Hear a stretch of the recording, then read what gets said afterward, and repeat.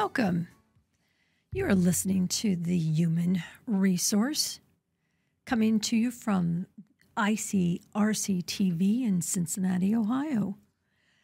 Today's topic is one of my absolute favorites. If you've been listening to the show or watching the show for the last few years, you have heard my enthusiasm when the topic of the National Labor Relations Board comes up.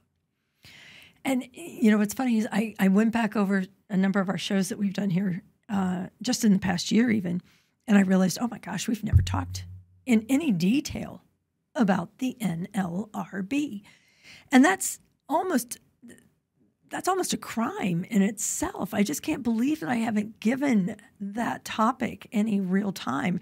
A couple of the attorneys that I work with, Carl Ulrich, one in particular, dear old friend, we started together on these shows back in 2015, and he's my union guy.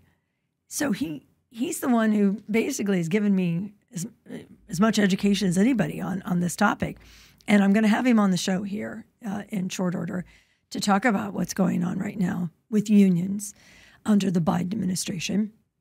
But until I can have him in the studio, I want to talk about just what why it's so important for everyone, whether your company is union or non-union. Why is it important for you to know about the NLRB? Well, let's start with the NLRA, the National Labor Relations Act, Section 7. Now, the National Labor Relations Act says it is unlawful for an employer to interfere with, restrain, or coerce employees in the exercise of their rights.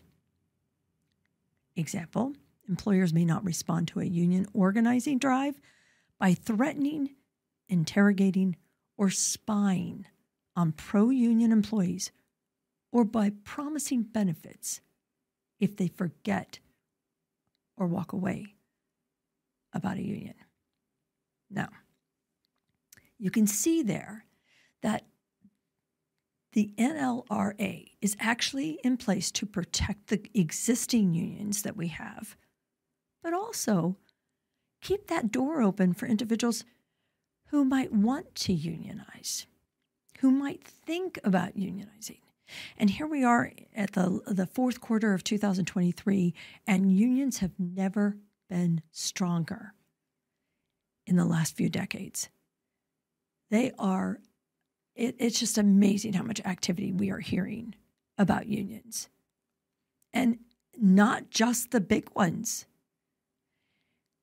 So what I want to do today is really dive into Section 7. Because Section 7 is what people don't seem to understand. Section 7 guarantees employees the right to self-organization, to form, join, or assist labor organizations, to bargain collectively through representatives of their own choosing, and to engage in other concerted activities for the purpose of collective bargaining or other mutual aid or protection, as well as the right to refrain from any such activities.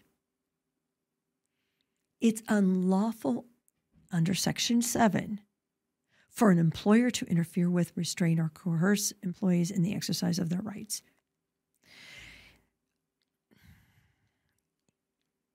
Guys, let me break this down for you.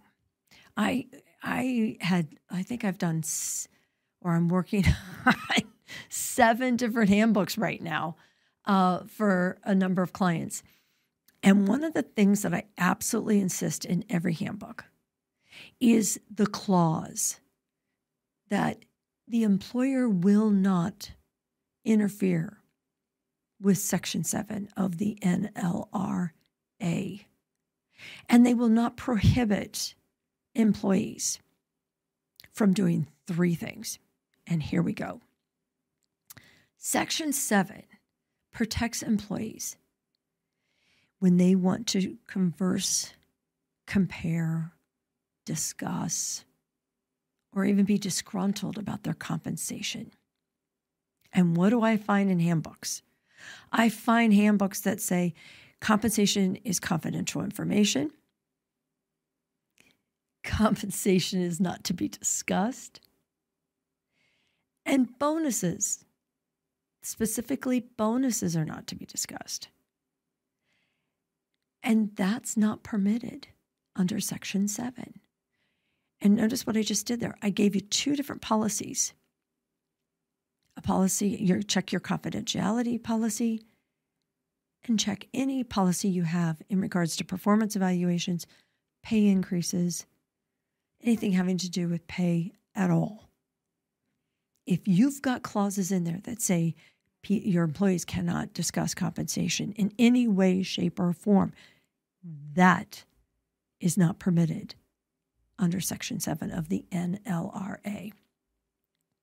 It's a hard pill to swallow. I get it. I hear it all the time.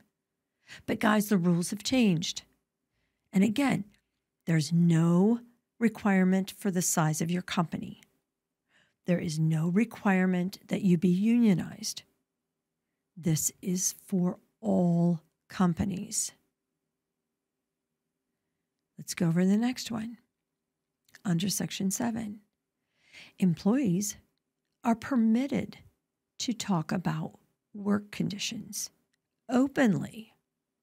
Now, perfect example of that is if an employee wants to complain or get upset over a safety issue, if they want to complain or get upset because they're being forced to drive in during inclement weather, if they're upset that a client site has a pothole in the parking lot, or a client site, I remember very distinctly an employee got very upset because the floor at the client was very slick.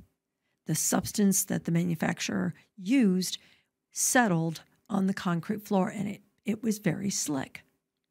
And he complained about it. And he was totally permitted to do that. But in doing that, he also pulled in other employees and made sure everybody knew about it. They're permitted to do that, guys. Please, again, check your policies. Make sure that there's nothing in there that says that they cannot talk about a client site or they cannot discuss a work condition. And then the one that is most violated is terms of employment. Section 7 protects employees as they wish to talk, compare, discuss terms of employment. And what are we talking about? We're talking about how much PTO they got, how soon they're going to get a bonus, if the employer is going to pay for some of their COBRA before they start or after they start, anything that has to do with that employment agreement. And most of that will probably be documented in an offer letter anyways. But employees are actually permitted to compare that. They're permitted to compare what one person's getting versus another. And yes, there's going to be some disgruntlement. It was interesting. I was talking to a new HR person the other day, and I said, look, yes, I know you're upset because they just hired somebody off the street from one of your competitors, and now they're paying them twice as much as the person you have in the department that's been here for 10 years. I hear you. I do hear you. And no, it doesn't quite seem fair, but are those two individuals allowed to talk? Absolutely. And the employer needs to be aware of that. Look, you make those kind of decisions, there's a really good chance the employees are going to find out about it, whether you want them to or not. You cannot tell that new hire, oh, and by the way, this is our secret. Yeah, I just paid you double than the guy that's going to train you, but you can't tell him that because Section 7 says he can. The NLRB tends to shift and change with the current administration. And what I mean is, yes, the current administration gets to come in and decide who's going to sit on the board for individuals coming off the board. We see that all the time, that it shifts and changes, and I mean shifts and changes in their opinions, shifts and changes in their approach to employment decisions and approaches on this. We've seen the general counsel for the National Labor Relations Board go after severance agreements. She's removed language out of severance agreements. She's now very concerned about non-competes and non-solicitations. They're an active group.